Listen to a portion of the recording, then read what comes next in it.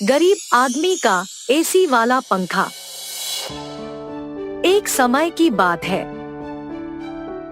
एक गरीब आदमी राम नामक व्यक्ति था। वह एक छोटे से गांव में रहता था। वह कठिन मेहनती था, लेकिन उसे अपने परिवार को सहारा देने के लिए काफी पैसे कमाने में कठिनाई होती थी। एक दिन गर्मी की तापमान बेहद ज्यादा बढ़ गई और राम का परिवार पीड़ित हो रहा था। उसके पास एक एयर कंडीशन खरीदने के लिए पर्याप्त पैसा नहीं था। इसलिए उसने फैसला किया कि वह अपना खुद का बना ले। राम बाजार गया और कुछ बर्फ, एक पंखा और एक कपड़ा खरीदा। फिर वह घर चला गया और अपनी आविष्कार स्थापित की। उसने पंखे के सामने बर्फ रखी। उसने पंखे और बर्फ पर कपड़ा ढलाई। पंखा बर्फ से ठंडी हवा उड़ाता था और कपड़ा एक शीतल, ताजगी भरी हवा बनाती थी। राम के परिवार को उसकी आविष्कार से बहुत खुशी हुई। उन्हें अंततः गर्मी के दिनों में शीतल और सुखद रहने की क्षमता मिली। राम अपने आप पर गर्व महसूस कर रहा था कि उसने अपनी समस्या का समाधान निकालने की क्षमता दिखाई। उसे यह महसूस हुआ कि यदि वह गरीब है तो उसे अपने जीवन को बेहतर बनाने के तरीके ढूंढने की क्षमता अवश्य है। राम की आविष्कार को गरीब आदमी का एसी वाला पंखा के नाम से पहचान मिली। यह एक सरल आविष्कार था, लेकिन यह राम और उसके परिवार के जीवन में बड़ा अंतर कर दिया। यह भी दिखाया कि यदि आप गरीब हो तो आप फिर भी संसाधनशील हो सकते हैं और अपने जीवन को सुधारने के तरीके ढूंढ सकते हैं। एक दिन शहर से एक धनी व्यक्ति राम के गांव आया। वे राम की आविष्कार पर प्रभावित हो गया और उसने राम से पूछा कि क्या वह उसे बेच सकता है। राम पहले झिझक था, लेकिन अंततः सहमत हो गया। धनी व्यक्ति ने राम को अपनी आविष्कार के लिए एक बड़ी राशि दी और राम ने इस पैसे का उपयोग अपने परिवार के जीवन को सुधारने के लिए किया। राम की कहानी हम सभी के लिए प्रेरणादायक है। यह दिखाती है कि हम चुनौतियों का सामना करते हैं तो हम मेहनत करके और रचनात्मक बनकर उन्हें पार कर सकते हैं। राम की आविष्कार सरल है, लेकिन यह कई लोगों के जीवन में बड़ा अंतर लाने की क्षमता रखती है। हम सभी राम की कहानी से सीख सकते हैं और प्रेरित हो सकते हैं कि हम अपनी रचनात्मकता का उपयोग करके उन समस्याओं का समाधान करें जो हमारे सामने आते हैं।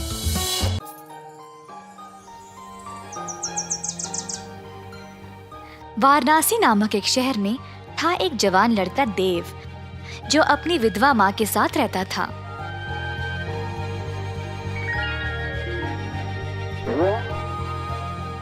उनकी थी 1 एकड़ की जमीन, जिसमें वह काम करके अपनी रोजी रोटी कमाते थे। एक दिन अचानक से आए 2 सैनिक और देव को बिना उसकी कोई गलती कैद खाने ले गए।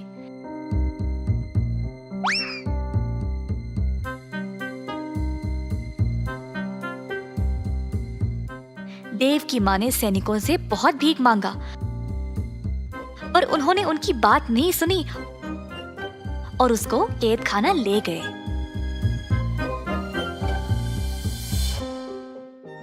देव की माँ अब बेसहारा बन गई, क्योंकि उसका ख्याल रखने वाला और कोई नहीं था। इन सब की वजह से अब खेती का काम भी रुक गया। इसी तरह दिन बीत गए और सारा खेत सूख कर नष्ट हो गया। कमाने का उनका यही जरिया था और अब माँ के पास कोई खाना भी नहीं बचा। देव की माँ को समझ नहीं आया कि वह क्या करे। वह अपने बेटे से बात करना चाहती थी, शायद वो उसको बताए कि वह क्या करे। देव की माँ गई एक गुरुजी के पास एक पत्र लिखने में उनकी मदद मांगने। गुरुजी, मेरे बेटे को बंदी बनाया गया है बिना उसकी कोई गलती के। अब मेरा ख्याल रखने के लिए कोई नहीं रहा। कृपया आप देव के लिए मेरी तरफ से एक पत्र लिख दें। देव की माँ, आप जैसा चाहे मैं वैसा ही करूँगा। आप हौसला रखिए, सब ठीक हो जाएगा। गुरु ने पत्र लिखा।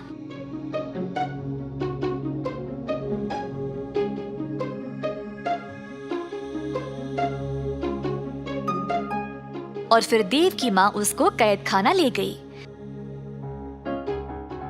दरवाजे पर पहरेदार ने माँ को रोका। कौन हो तुम? मैं ये पत्र अपने बेटे देव को देना चाहती हूँ। आपको अंदर जाने की आवश्यकता नहीं है, इस पत्र को उस डिब्बे में डाल दो। देव की माँ ने वैसा ही किया और वहाँ से चली गई। कैद खाने पर जो भी खाना, पत्र या तोहफे आते थे, पहले पहरेदार उनको जांचते थे और तब ही कैदियों तक पहुँच जाते। इसी तरह देव की माँ का पत्र भी पहले पहरेदार ने जांचा और फिर देव तक पहुंचाया। माँ का पत्र पढ़कर देव को बहुत बुरा लगा। वह सोच रहा था कि वह क्या करे जब उसके बाजू में एक और कैदी ने बोला, हे देव, तुम्हारे परिवार ने क्या भेजा है तुम्हारे लिए? कुछ नहीं भाई, बस ये पत्र है। मेरी पत्नी ने मेरे लिए मेरा मनपसंद केक भेजा है, पर इन पहरेदारों ने तो इनको पूरा खराब कर दिया। तो हमें जो भी मिलता है हर एक चीज की जांच होती है क्या? हाँ जी भाई साहब। देव को इस बारे में पता लगने के बाद उसने वापस अपनी माँ को एक पत्र लिखा। पहरेदार एक एक करके पत्र पढ़ते गए। जब एक पहरेदार ने बोला, हे, देखो इस पत्र में क्या लिखा है। क्या है, जरा दो इधर। पहरेदार ने फिर जोर से पत्र को पढ़ा। मैया, आप मेरी चिंता ना करें। बहुत साल पहले बापू ने हमारे खेत में एक मटका छुपाया था जिसमें बहुत सारा सोना और खजाना रखा है। आप उस मटके को खोद निकालो और फिर उस धन से आपकी सारी परेशानी समाप्त हो जाएगी।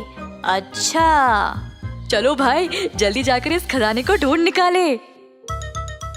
दोनों पहरेदार लालची बन गए और देव के खेत पर जाकर जमीन खोदने लगे। खोदते खोदते उन्होंने पूरे 1 एकड़ की जमीन को खोद दिया और उनको कोई खजाने का मटका मिला ही नहीं। जल्द वे थक गए। क्या करे ये ना जानकर दोनों पहरेदार वापस कैद खाना चले गए। अगली सुबह जब देव की माँ जागी तो उसने देखा कि सारा जमीन जोता हुआ था और ताज़ी मिट्टी बाहर आई हुई थी। देव की माँ ने फिर से खेती बाड़ी का काम शुरू किया और अन्य बीज बोया। धीरे धीरे वह पैसे कमाने लगी और कुछ ही समय में उसने काफी पैसे जमा लिए, जिससे उसने अपने बेटे को जेल से रिहा करवा लिया। अगर मन से कोई चीज चाहिए होती है तो उसको पाने के लिए कोई ना कोई रास्ता निकल आता है। कई साल पहले तिरुनगर एक नगर में था पटेल, जिसके पास था एक साड़ी की दुकान। पटेल के पूर्वजों से ये कारोबार चलते आ रहा था और उसके पिताजी इस व्यापार का अत्यंत आदर करते थे। पटेल के बड़े होने के बाद उन्होंने दुकान की जिम्मेदारी पटेल को सौंप दी। पटेल अपने पिता की बातों को अक्सर अनसुना करके केवल दुकान जाकर खाली बैठता था, बिना कुछ काम किए। एक दिन दुकान जाते समय रास्ते में पटेल ने अपने दोस्त पलंग को बुलेट की बाइक पर देखा। उस समय से पटेल भी बुलेट के सपने देखने लगा। वाह, काश मेरे पास भी बुलेट होती, मैं भी लाऊंगा और गली गली घूमूंगा। पर तभी पटेल को ये एहसास हुआ कि बुलेट खरीदने के लिए उसके पास उतने पैसे नहीं थे। निराश होकर वह दुकान पर बैठा रहा जब अचानक से उसको एक विचार आया। उसने अपनी दुकान के 3 कर्मी को बुलाया।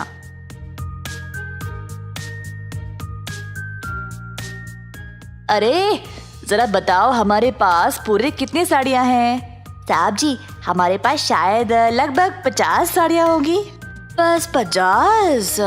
मुझे कम से कम 150 साड़ियाँ बेचनी है। अब और 100 साड़ियाँ कहाँ से लाऊं?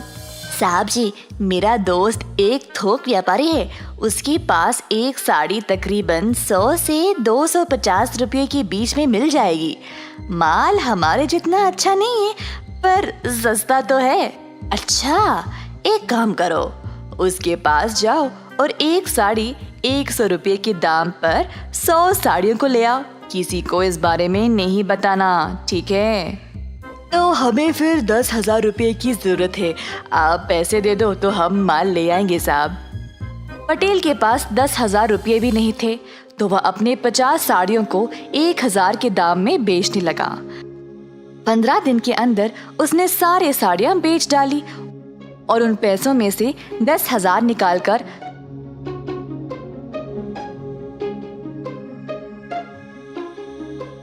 100 और साड़ियां खरीद ले आया। पटेल ने अपनी दुकान को ऐसे सजाया जिससे लोग आकर्षित होकर उसके दुकान पर आने लगे। एक साड़ी 1,000 रुपये के दाम पर खरीदने लगे। 1,50,000 कमाने के बाद पटेल ने अपनी मनपसंद बुलेट खरीद ली। एक दिन पलंग और उसकी पत्नी मनीषा बाहर जा रहे थे। रास्ते में मनीषा ने एक आदमी को साइकिल पर साड़ियाँ ले जाते हुए देखा। साड़ी वाले को रोककर पूछा, भैया कितने में बेच रहे हो? 100 रुपये में एक साड़ी मैडम। अच्छा, जरा मुझे दिखाओ। साड़ियों को देखने के बाद दोनों पलंग और मनीषा हैरान होकर एक दूसरे की ओर देखने लगे। सुनिए जी, पिछली बार मैंने ऐसी ही साड़ी पटेल की दुकान से 1,000 रुपये में खरीदा था। हाँ, सही बोला तुमने, कुछ तो गड़बड़ है। ऐसा कहकर पलंग और मनीषा ने साड़ी वाले को बाजार में लाया और सब लोगों को जमा किया। सुनिए सब लोग, मैंने ये साड़ी पटेल की दुकान पर 1,000 रुपये में खरीदा था और ये लड़का वही साड़ी 100 रुपये में बेच रहा है। ये तो धोखा हुआ। मेरे साथ जो हुआ मैं नहीं चाहती कि आप लोगों के साथ भी हो, इसीलिए मैंने आप सब लोगों को यहाँ जमा किया है। ऐसा कहते हुए सारी भीड़ पटेल की दुकान की ओर चल पड़े। पटेल ने अपनी नई बुलेट के लिए पूजा करवाया और अपनी दुकान की ओर आया। दुकान के बाहर इतनी भीड़ जमा देखकर हैरान परेशान हो गया। 1,000 में एक साड़ी बेच रहे हो और ये एक पोछे के लायक भी नहीं है। तुमने 100 रुपयों की साड़ी को खरीदा और हम सबको 1,000 में बेच रहे हो। क्या ये ठीक है पटेल? सारी भीड़ पटेल के ऊपर टूट पड़ी और धमकी देने लगी कि अगर वो उनके पैसे वापस नहीं करेगा तो उसको शहर से बाहर निकाल दिया जाएगा। जब पटेल के पिताजी को ये खबर पहुंची तो वह तुरंत दुकान पर आ गए। सुनिए भाइयों और बहनों, सुनिए, कृपया आप सब लोग क्षमा कर दे। आप सबको हमारी दुकान के बारे में कई सालों से पता है ना। जो मेरे बेटे ने किया वो बहुत गलत है। मैं आप सबको पैसे वापस लौटा दूंगा, क्षमा करें। ऐसा कहते हुए पटेल के पिता ने सबको एक एक करके पैसे लौटा दिए। सबसे छोटे बेटे हो, इसीलिए इतना लाड़ और प्यार से पाला है तुमको। तुम पर दुकान की जिम्मेदारी सौंपा ताकि तुम भी अपने भाइयों की तरह सफल बन जाओ, पर उल्टा तुमने मुझे ही शर्मिंदा किया। अगर मेरी एक भी बात मानते तो आज ये नौबत नहीं आती। उस दिन पटेल ने अपना सबक सीख लिया और ऐसी गलती दोबारा जिंदगी में नहीं दोहराया। एक लंबे समय पहले एक गांव में नारायणा और कीर्तना नामक पति पत्नी रहते थे। कीर्तना घर पे बादाम का दूध बनाती थी और नारायणा उस दूध को बड़े बड़े मटकों में डाल के उन्हें बेचता था। नारायणा बहुत ही लालची स्वभाव का था। वो हमेशा ये सोचता था कि वो सबसे ज्यादा खुश रहे। नारायणा की पत्नी बहुत अच्छी बादाम दूध बनाती थी और इसी कारण सभी उसके पास आके पीते थे। अरे नारायणा, आज बादाम का दूध बढ़िया है। हाँ, तुम्हारे पास का दूध बहुत स्वादिष्ट है। ऐसे सभी उसके बनाए हुए बादाम के दूध का अभिनंदन करते थे। संकेत नामक एक लड़के को बादाम दूध बहुत पसंद होने के कारण उसकी माँ से पैसे लेके हर रोज बादाम दूध पीता था। ऐसे ही एक दिन संकेत अपने माँ के पास पैसे लेके नारायणा के पास जाता है। अंकल, मुझे आज 3 गिलास बादाम दूध चाहिए। ठीक है बेटा। ऐसे संकेत के पास पैसे लेके उसे 3 गिलास बादाम का दूध देता है। संकेत खुशी से वो पी के चला जाता है। अगले दिन जब संकेत उसके माँ से पैसे मांगने जाता है, तब माँ, मुझे 50 रुपए दो ना। हाँ, 50 रुपए क्यों? बादाम दूध खरीदने माँ। हर रोज पीने के बावजूद और पीने का मन कर रहा है। आज तुम्हें देने के लिए मेरे पास पैसे नहीं हैं, कल दूंगी। नहीं, मुझे आज ही पीना है, मुझे आप भी पैसे दो। संकेत, बात सुनो बेटा, कल मैं तुम्हें बादाम दूध पीने के लिए जरूर पैसे दूंगी। पैसे ना मिलने के कारण संकेत उसके घर से दूर एक पेड़ के नीचे बैठ के रोता है। उसी रास्ते से गुजर रहे एक साधु बच्चे का रोना सुन के उसके पास जाते हैं। बेटा, कौन हो तुम? क्यों रो रहे हो? मेरी माँ ने मुझे बादाम दूध पीने के लिए पैसे नहीं दिए, इसीलिए रो रहा हूँ। रोना मत बेटा, आज से तुम जो चाहोगे वो होगा। ऐसी शक्ति मैं तुम्हें दे रहा हूँ, लेकिन याद रखना, अगर तुम्हारे सहारे किसी ने इसका सही उपयोग नहीं किया तो तुम ये शक्ति खो दोगे। ऐसे कह के वहाँ से साधु चले जाते हैं। मैं जहाँ बादाम दूध पीता हूँ, वहाँ का सारा दूध मुझे ही मिलना चाहिए। ऐसे मांगते ही नारायणा के पास के सारा बादाम दूध संकेत के सामने प्रत्यक्ष होता है। उसकी आंखों के सामने उसका मनपसंद बादाम का दूध देख के संकेत शाम तक सारा दूध पी के खुशी से घर वापस लौटता है। लेकिन दूध कहाँ गया ये नारायणा को पता नहीं चलने के कारण वो दुखी होके घर लौटता है। अगले दिन भी जब वो बादाम का दूध लेके जाता है तो वहाँ से दूध गायब हो जाता है।